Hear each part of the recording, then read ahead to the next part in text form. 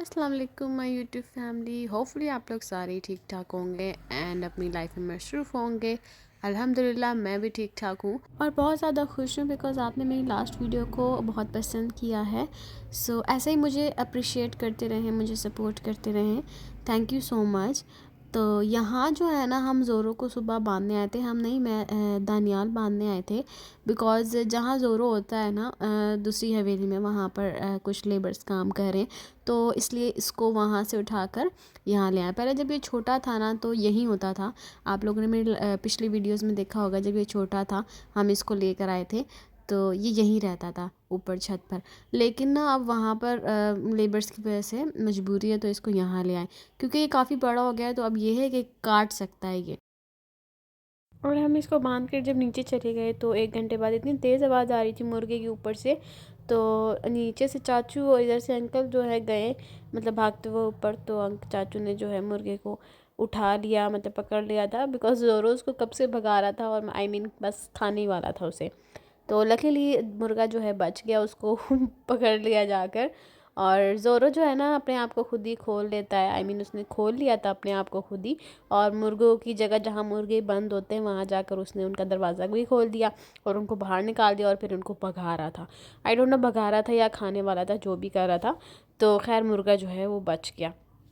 शबरात वाले दिन जो है मैंने ये बेडशीट चेंज की थी कि शनील की बेडशीट है। पूरी सर्दियों के सीज़न मुझे याद ही नहीं था कि मेरे पास ये वाली बेडशीट भी रखी हुई है या कि मैं ये बिछा लूँ। अब सर्दियाँ जाने वाली हैं तो मुझे याद आया कि मेरे पास ये वाली बेडशीट रखी हुई है।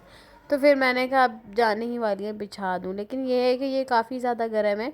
अक्सर रात को जो है ना, वैसे भी मौसम इतना ज़्यादा ठंडा नहीं है आजकल, लेकिन हाँ आज सुबह जो है काफ़ी ठंड हो गई थी। तो मैंने कहा कि ठीक ही है, ये बेडशीट बिछी रहे। तो कल जो हमारे यहाँ लॉन्ड्री हुई थी तो उसके बाद जो है कपड़े यहाँ पर रख दिए ड्रायर करके। तो इनको तय करके रखना था, तो ये सारे कब से ऐसे ही रखे हुए थे, तो मैंने कहा इनको भी तय लगा के रख दूँ।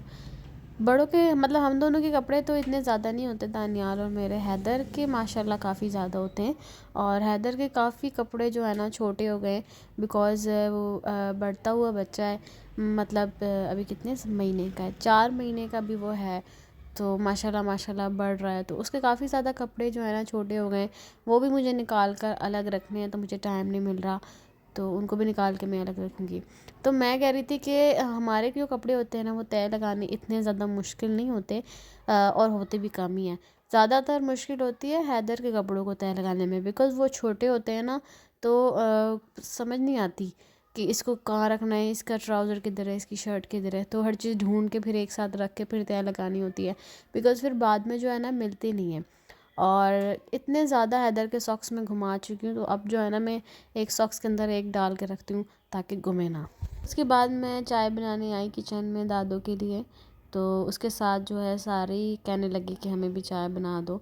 मेरा जो देवर है वो भी आया हुआ था और उस वक्त मतलब वो लेट उठता है, तो फिर उसके लिए भी मैंने चाय बनाई और फिर प्रॉपर नाश्ता मुझे बनाना पड़ा। और यहाँ पर ना मैं चाय बना रही हूँ, दूसरी तरफ जो है ना दूध उबल रहा है। सुबह जब दूध आता है ना तो गैस नहीं होती, तो इसलिए फिर जो है ना उसे रख देते हैं। गर्मियों में अगर हम दूध को रख देना ऐसे ही और मतलब गैस ना आ रही, गर्मियों में भी जाती है गैस। गर्मियों में अगर मैं दूध को रख दूँ ऐसे ही तो वो इतनी जल्दी ख़राब हो जाता है, मतलब उसको फिर बॉयल करो तो वो फ़ौरन ख़राब हो जाता है। सर्दियों में ये है कि थोड़ा मतलब ना स्टे कर लेता है वो। तो इसलिए हम कहते हैं कि मतलब गैस आ जाए ना उसी में ही उसी पर ही उबाल देंगे। या फिर सुबह फिर किचन में कोई काम कर रहा हो, नाश्ता वगैरह बना रहा हो, तो फिर सिलेंडर पर जो है उसको उबाल देते हैं। अदरवाइज़ रख भी दें तो कोई मसला नहीं होता। तो यहाँ पर ना मैं दादू के लिए चाय बना रही थी और चाय का यहाँ पर ये सीन है कि पहले शुगर फ्री अंकल के लिए निकलती है, फिर ज़रा सी चीनी डाल के, मतलब मेरी जो सांस है वो बिल्कुल लाइट सी चीनी पीती है, फिर उनके लिए निकलती है। तो दादू तो नॉर्मल पी लेती हैं। तो मैंने अपनी चाय में और दादू की चाय में जो है गुड़ डाल लिया था साथ, और अहमद को भी साथ वही चाय दे दी थी। मेरे हस्बैंड जो है वो भी चाय नहीं पीते और उनको कॉफ़ी चाहिए होती है। अगर हम जैसे हम चाय बना रहे होते तो वो ये कहते हैं कि मुझे कॉफ़ी बना दो। और जब मेरी शादी हुई थी तो मैं भी नहीं पीती थी, तो यहाँ आकर मुझे ये आदत हो गई है। मैंने थोड़ा सा सामान मंगाया था और मैंने ना शुरू किया हैदर को सिरलैक देना। तो ये अदर का पानी भी ख़त्म हो गया था, तो वो भी मैंने मंगाया था। तो हर चीज़ जो है किचन में रख दी, मैं अभी रूम के अंदर ले जाऊंगी। तो ये रस भी आ गई है, तो इसी टाइम जो है ना आई थी, और इसी टाइम पे मैं चाय बना रही थी। तो मैंने जो है ना अहमद को निकाल के जो है चाय के साथ यही दे दी। और मैं जो है ना अहमद के लिए बना रही थी ऑमलेट, अहमद और आंटी के लिए। तो मैं एक डिफरेंट स्टाइल का ऑमलेट बनाती हूँ। तो मैं ना ऑमलेट बना ही रही थी, तो मैंने सोचा पहले मैं किचन को थोड़ा साफ़ कर लूँ, फिर बनाना शुरू करूँगी। तो ऑमलेट बनाने के लिए मैंने स्टोव पर रखा पॉट वगैरह, लेकिन गैस ही नहीं आ रही थी। तो मैंने कहा छोड़ो, तो फिर मैंने कहा पहले रोटी बना लेती हूँ, इस स्टोव पे बनानी पड़ेगी वो भी ना। तो मैं रोटी बनाने लग गई। किचन मैंने जो है थोड़ा सा समेट लिया था, तो सोचा था बर्तन जो है ना लास्ट में धो लूँगी, पहले ये बना लेती हूँ। अच्छा, ये नाश्ता भी है, दोपहर का खाना भी है, बिकॉज अहमद जो है वो लेट उठता है, तो इसलिए इस वक्त जो है मैं बना रही थी। तो मैंने पराठे नहीं रोटी ही बनाना शुरू कर दी, समझ ले लंच ही है। ये मैंने जो है हैंड पुशिंग ग्रेटर मंगाया था, चॉपर। तो पहले वाला जो है हमारा वो साइज़ में छोटा है, और वो चलता भी डिफरेंट स्टाइल से है। मतलब ये जो है पुशिंग स्टाइल है, मतलब जिसको पुश करना है तो ये चॉप कर देगा हर चीज़। तो वो जो है पुलिंग है, मतलब उसको रस्सी उसके साथ लगी होती है, उसको खींच के तब वो जाके ना उसे खींचने तब वो चलता है। तो ये वाला थोड़ा डिफरेंट है, इसकी ना इसके ब्लेड भी बड़े हैं, इसका बाउल भी बड़ा है, और इसको जो है ना पुश करते हैं तो ये चलने लग जाता है। जब मैंने इसको अनबॉक्स किया तो देखा अंदर से जो है ये डैमेज था। तो मैंने कहा अब मैं इसको क्या यूज़ करूं, तो फिर इसको जो है रिटर्न करवा दिया। बाकी ये इस तरीके से इतनी आसानी से चलता है पुश करने से, तो ये मुझे ज़्यादा अच्छा लगा। लेकिन मैंने इसको चला कर नहीं देखा, बिकॉज़ वो डैमेज था, फिर मैं क्या चलाती, इसको रिटर्न जो करवाना था। तो बस मैं इसको ऐसे ही कर रही थी, तो मुझे ये काफ़ी ज़्यादा आसान लगा। उसके बाद यहाँ पर अंकल जो है मग मग सेट लाए थे। मतलब कप अलग होते हैं, मग अलग होते हैं, कप सेट अलग होता है, मग सेट अलग होता है। कुछ लोगों को आदत होती है मग में चाय पीने की, तो इसलिए जो है ये मग सेट लाए थे। हम घर में भी इसको यूज़ कर सकते हैं, और बाकी ये है कि अगर हम गेस्ट के लिए रखना चाहें तो गेस्ट के लिए रख लेंगे। लेकिन ये है कि हम ये अंकल जो है ये घर के यूज़ के लिए इसको लेकर आए थे। इसका डिज़ाइन जो है काफ़ी ज़्यादा प्यारा लग रहा है। और मैं यहाँ पर ऑमलेट बना ही रही थी कि इतने में अंकल जो है ना बाहर से चीज़ें ले आए। जब वो कप वगैरह लेने गए, तो उन उसके साथ ही जो है वो पकोड़े और टिक्कियाँ, कबाब और समोसे वगैरह ले आए थे। तो फिर मैंने कहा कि ऑमलेट नहीं बनाती हूँ, इसी को डिश आउट करके बाहर ले जाती हूँ। तो रोटियाँ मैंने बना दी थी, और साथ जो है मैंने सर्व कर दिए कबाब और पकोड़े और समोसे। ये सब जो है मेरे साथ सर्व कर दिया।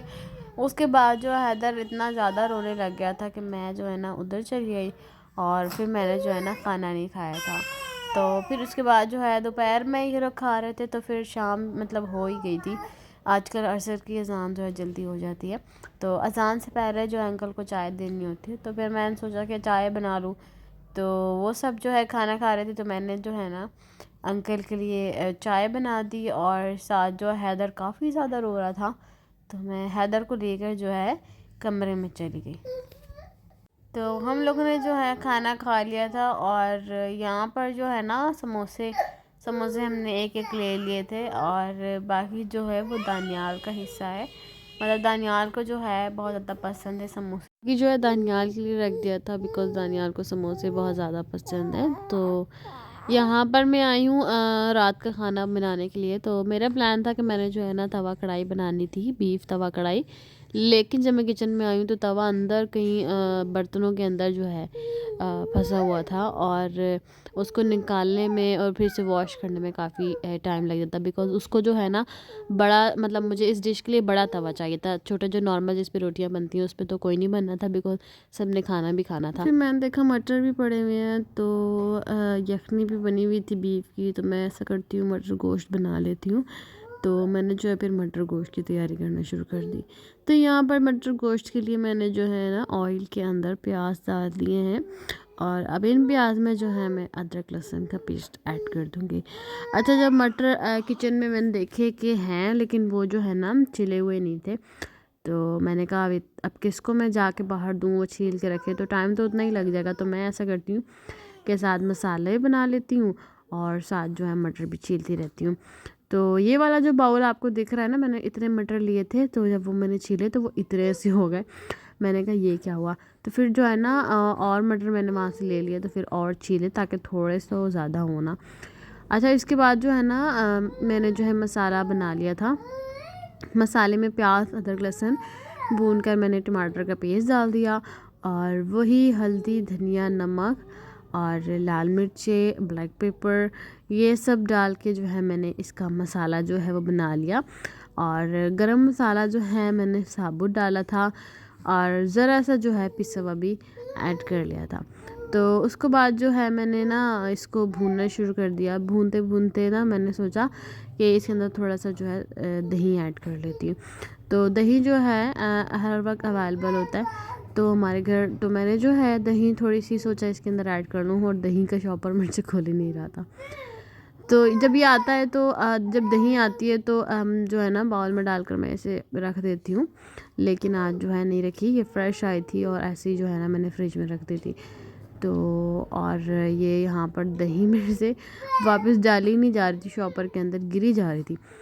तो मैंने कहा कोई नहीं, जो बड़े बड़े शेफ़ होते हैं ना उनसे भी ये सारे काम तो होते हैं, मतलब जब आप काम करते हो तो मैस तो होता ही है, लेकिन उसको क्लीन करना आना चाहिए, मतलब कि हाथ के हाथ आप उसको साफ़ कर दें। आई मीन आप अगर काम कर रहे हैं ना तो कोशिश किया करें कि अपना जो रिसेप्शन स्लिप है या फिर जहाँ भी आप काम कर रहे हैं वो जगह जो है ना साफ़ रहे, कोशिश किया करें। अच्छा जी, यहाँ ना मसाला बन रहा है और साथ में मैं स्टोव साफ़ कर रही थी, बिकॉज दही डालते हुए नीचे जो है ना थोड़ी सी गिर गई थी। मैं इसी से बचना चाह रही थी कि वो नीचे ना गिरे, लेकिन वो गिर गई। जिस चीज़ से डर रहा होता है ना इंसान, वही हो जाता है।